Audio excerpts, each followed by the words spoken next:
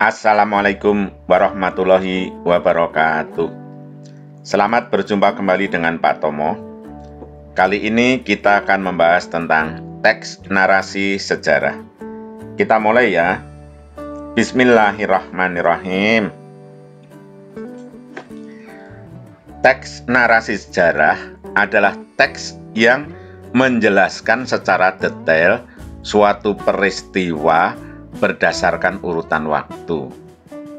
Jadi sejarah itu adalah peristiwa, fakta peristiwa, ya. Sejarah itu adalah fakta peristiwa, terus diurutkan berdasarkan urutan waktu, disebut teks narasi sejarah. Struktur teks narasi sejarah ada 3, yaitu yang pertama orientasi atau pengenalan. Yang kedua urutan waktu yang berisi tentang fakta-fakta peristiwa. Jadi fakta peristiwa itu disebut sejarah. Terus urutan waktu. Nah, urutan waktu itu disebut kronologi. Urutan waktu sering juga disebut kronologi. Nah, fakta-fakta peristiwa itu disebut sejarah. Yang ketiga setelah urutan waktu yaitu reorientasi. Reorientasi itu kembali ke semula, yaitu dengan memberi komentar. Dengan memberi komentar atau opini, ya. Dengan memberi komentar atau opini. Jadi ada 3 struktur teks narasi sejarah, yaitu orientasi atau pengenalan, kemudian urutan waktu yang berisi tentang kronologi dan fakta-fakta peristiwa.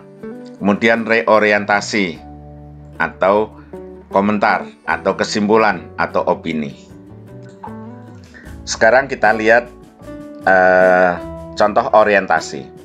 Nah, Perang Dunia II berawal dari pecahnya Perang Asia Timur Raya dan Amerika menyatakan perang kepada Jepang karena serbuan tentara Jepang di pusat pertahanan Amerika, Pearl Harbor. Nah, ini belum ada urutan peristiwa, baru pengenalan saja. Dikenalkan bahwa kita akan membahas Perang Dunia II, gitu ya. Nah, ini contoh urutan waktu. Masyarakat Indonesia awalnya menyambut dengan ramah kedatangan militer Jepang. Dapat dilihat dari perlakuan sikap kooperatif atau kerjasama tokoh-tokoh nasional kita, yaitu I.R. Soekarno dan Muhammad Hatta.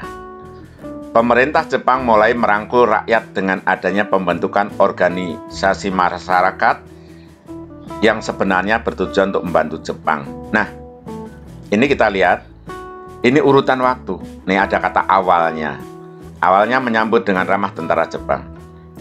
Dilihat dari perlakuan sikap kooperatif tokoh-tokoh nasional.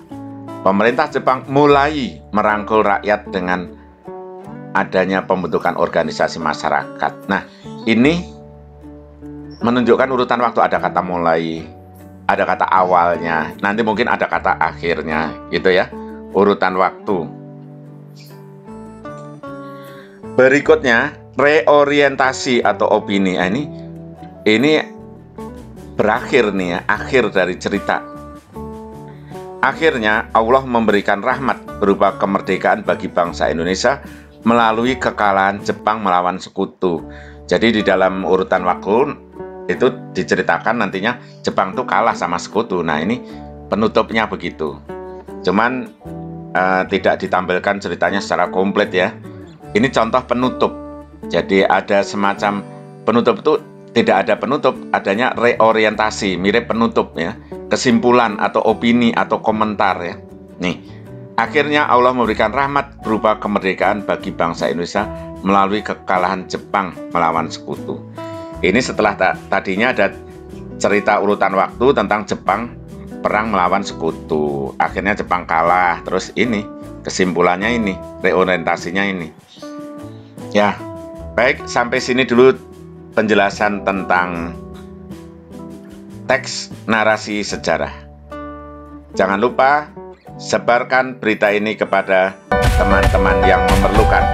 Terima kasih. Assalamualaikum warahmatullahi wabarakatuh.